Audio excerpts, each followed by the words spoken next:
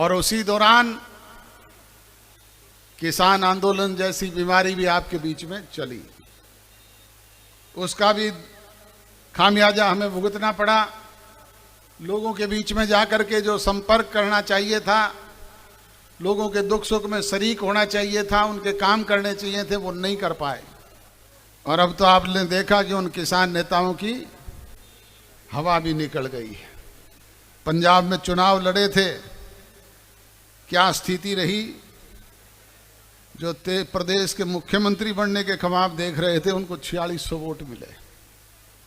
तो हमने सब कुछ पुरानी पार्टी को सौंप दिया था कि भाई ये झंडा भी तुम्हारा, डंडा भी तुम्हारा, फंड भी तुम्हारा, ये 20 विधायक भी तुम्हारे, ये 23% वोट भी तुम्हारे, परंतु आप इन्हें संभाल करके रखना। हमें तो अगर प्रदेश की जनता का प्यार मिला, स्नेह मिला, तो पुनः अपना घर बसाने का काम करेंगे। और आज मुझे कहते हुए गर्व और फक्र होता है कि जिन लोगों को सब कुछ सौंपा, उन्होंने तो सब कुछ धराशायी करने का काम किया। 10 विधायक मायना नहीं रखते। आपने पार्टी को थोड़े से समय में 17.5% वोट देने का भी काम किया। और जिनको हम 23% सौंप करके आए थे, वो 1.5% पे आ गए। परंतु कहते हुए अफसोस होता है कि राज बनते ही तुरंत कोरोना जैसी विश्वव्यापी महामारी आ गई। हम ही नहीं, पूरा संसार उसका शिकार हुआ। हमें भी उसका खामियाजा भुगतना पड़ा। आप देख रहे हैं कि कांग्रेस की क्या दुर्दशा हुई। जो पार्टी दिल्ली की जड़ में बैठे हुए हैं, 10 साल में अपना संगठन भी नहीं बना पाए। उसी तरीके से हमारी पुरानी पार्टी के लोग भी, जिनके लिए मैं कहता था कि कभी होगी इनेलो एक, आज वो भी ख्वाब देखते हैं। वो भी कहते हैं कि हम निकट भविष्य में मौका मिलेगा तो 10,000 की पेंशन कर देंगे। ना राधा नाचेगी, ना नोमन तेल होगा, वैसे ही बातें हवा में करते हैं। आप लोग ज्यादा से ज्यादा लोगों को जननायक जनता पार्टी की नीतियों के साथ चौधरी देवीलाल के उस ध्वज वाहक को, जो ग्रामीण स्तर के अंतिम छोर पर बैठा हुआ है, जो शहर के वार्ड के अंतिम छोर पर बैठा हुआ है, उसको बाकायदा मेंबर बना करके पार्टी से जोड़ने का काम करेंगे। वो लोग हैं जो ना कभी मंच पर आते, ना कभी फोटो खिंचवाते, ना कभी काम कहते, ना कभी किसी की तकलीफ की बात करते। उनकी आस्था है, उनकी सोच है चौधरी देवीलाल जी की नीतियों पर पहरा देने की। और जब भी मौका आता है तो वो लोग संगठित होकर के चुनाव के दिन आपको एक एक वोट डलवाने का काम करते हैं। उसका परिणाम आप लोगों ने देखा कि 3 वर्ष पहले जो पार्टी पैदा हुई और जब पार्टी बाइफिरकेट हुई, तो हमने सब कुछ पुरानी पार्टी को सौंप दिया था कि भाई ये झंडा भी तुम्हारा, डंडा भी तुम्हारा, फंड भी तुम्हारा, ये 20 विधायक भी तुम्हारे, ये 23% वोट भी तुम्हारे, परंतु आप इन्हें संभाल करके रखना। हमें तो अगर प्रदेश की जनता का प्यार मिला, स्नेह मिला, तो पुनः अपना घर बसाने का काम करेंगे। और आज मुझे कहते हुए गर्व और फक्र होता है कि जिन लोगों को सब कुछ सौंपा, उन्होंने तो सब कुछ धराशायी करने का काम किया। और दूसरी तरफ आपने एक होनहार नौजवान की पीठ पर हाथ रखा, उसका साथ दिया। 10 महीने में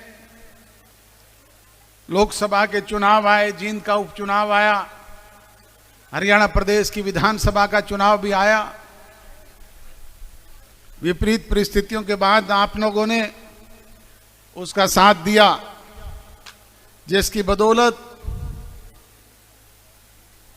10 विधायक आपके चुन करके हरियाणा प्रदेश की असेंबली में गए। जिसकी वजह से आप आज राजभाग के मालिक बने। 10 विधायक मायना नहीं रखते।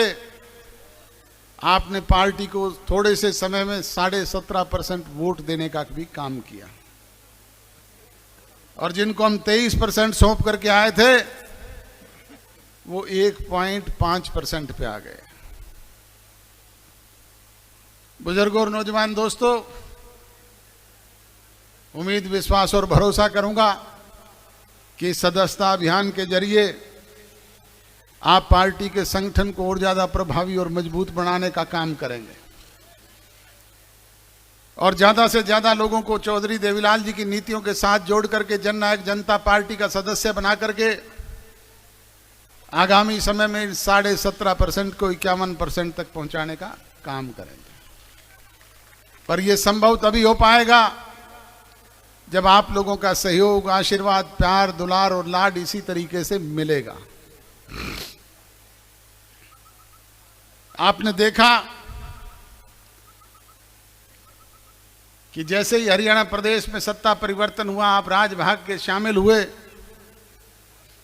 लोगों को उम्मीद थी कि हमारे काम होंगे, विकास का पहिया तेज गति से घूमेगा, समस्याओं का समाधान होगा। परंतु कहते हुए अफसोस होता है कि राज बनते ही तुरंत कोरोना जैसी विश्वव्यापी महामारी आ गई। हम ही नहीं, पूरा संसार उसका शिकार हुआ। हमें भी उसका खामियाजा भुगतना पड़ा। चाह करके भी हम एक दूसरे के नजदीक नहीं आ पाए। और उसी दौरान किसान आंदोलन जैसी बीमारी भी आपके बीच में चली। उसका भी खामियाजा हमें भुगतना पड़ा। लोगों के बीच में जाकर के जो संपर्क करना चाहिए था, लोगों के दुख सुख में शरीक होना चाहिए था, उनके काम करने चाहिए थे, वो नहीं कर पाए। और इसका सबसे ज्यादा खामियाजा अगर किसी को भुगतना पड़ा तो हरियाणा प्रदेश की जनता को, हमारे कार्यकर्ताओं को। परंतु आपको इससे हताश और निराश होने की आवश्यकता नहीं। अब परमपिता परमात्मा की दया से कोरोना जैसी विश्वव्यापी बीमारी भी खत्म हो गई है, और किसान आंदोलन भी कृषि कानून वापस लेने के बाद पूरी तौर पे समाप्त हो गया है। और अब तो आपने देखा कि उन किसान नेताओं की हवा भी निकल गई है। पंजाब में चुनाव लड़े थे, क्या स्थिति रही। जो प्रदेश के मुख्यमंत्री बनने के ख्वाब देख रहे थे, उनको 4600 वोट मिले। किसी को 700, किसी को 500। चडूनी जैसे जो नेता बन करके सबसे ज्यादा बड़ी बड़ी बातें करते थे, उनके तो सारे मिलाकर के भी 10,000 वोट नहीं है। ये स्थिति उन लोगों की है। बुजुर्गों और नौजवान दोस्तों, प्रजातंत्र में जनशक्ति ही सबसे बड़ी शक्ति होती है। चौधरी देवीलाल कहते थे कि जनशक्ति अगर चाहे तो आसमान के चांद और सितारे तोड़ करके आपके कदमों में बिछाने का काम भी कर सकती है। जनशक्ति अगर अपना रूप ले ले तो जमीन के जर्रे को उठा करके आसमान के चांद और सितारे बनाने का काम भी कर सकती है। और आपने देखा है अभी जो चुनाव हुए, जनशक्ति ने क्या फैसला किया। प्रेस के साथी मुझसे पूछ रहे थे, आप देख रहे हैं कि कांग्रेस की क्या दुर्दशा हुई है। जो पार्टी दिल्ली की जड़ में बैठे हुए हैं, 10 साल में अपना संगठन भी नहीं बना पाए। पूछ लो, कोई जिले का अध्यक्ष है क्या? कोई हल्के का अध्यक्ष है क्या? कोई पार्टी के महासचिव, कोई सचिव हैं क्या? वो लोग ख्वाब देखते हैं सत्ता परिवर्तन के बाद सत्ता में आने के। उसी तरीके से हमारी पुरानी पार्टी के लोग भी, जिनके लिए मैं कहता था कि कभी होगी इनेलो एक, आज वो भी ख्वाब देखते हैं। वो भी कहते हैं कि हम निकट भविष्य में मौका मिलेगा तो 10,000 की पेंशन कर देंगे। ना राधा नाचेगी, ना नौमण तेल होगा, वैसे ही बातें हवा में करते हैं। तो जरूरत है आज इस तरह के लोगों से सजग और सावधान रह करके अपने हिमायती को पहचानने की, अपने हितैषी को ध्यान में रखने की। इन विपरीत परिस्थितियों में भी आपने देखा कि आपके उस होनहार नौजवान ने जो जो वायदे चुनाव घोषणा पत्र के जरिए आपके बीच में किए थे, चाहे वो 75% नौजवानों को प्राइवेट सेक्टर में रोजगार देने की बात थी, उसके लिए भी हमारे विरोधी कहते हैं कि ये तो कूड़ी के गुड़ लगा करके चाटने वाली बात है। अरे भले आदमियों, तुम तो ये भी कहते थे ये 100 रुपये जब चौधरी देवीलाल ने पेंशन शुरू की थी कि ये संभव ही नहीं हो सकता। तब चौधरी देवीलाल कहा करते थे कि हम भेड़ चराने नहीं जाएंगे, कानून बनाने जाएंगे, और कानून बना करके नीचे लिख दूंगा देवीलाल, और उसी दिन लागू हो जाएगी। होगी कि नहीं होगी? आज 2500 रुपये मिल रही है कि नहीं मिल रही? और ये 5100 भी देने का काम हम ही करेंगे। जो जो वायदे आपके बीच में चुनाव घोषणा पत्र के जरिए किए हैं उनको पूरा करने का काम करेंगे। और 2 साल में जो कोई कमी कोताही कसर रही है, मैं आपको यकीन विश्वास और भरोसा दिलाता हूं कि आगामी 3.5 साल में न केवल उसकी भरपाई करने का काम करेंगे, बल्कि उसे सवाया करके आपके बीच में देने का काम भी करेंगे। पर आपसे भी गुजारिश और विनती करूंगा कि आप भी संगठन को और ज़्यादा प्रभावी और मजबूत बनाने का काम करें, लोगों को ज़्यादा से ज़्यादा अपनी पार्टी के साथ जोड़ने का काम करें।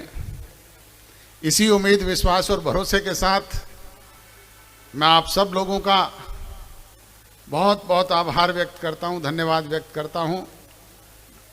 आज के इस कार्यक्रम को सफल बनाने में जिन साथियों ने मेहनत की, मैं उनका विशेष तौर पे आभारी हूं, धन्यवादी हूं।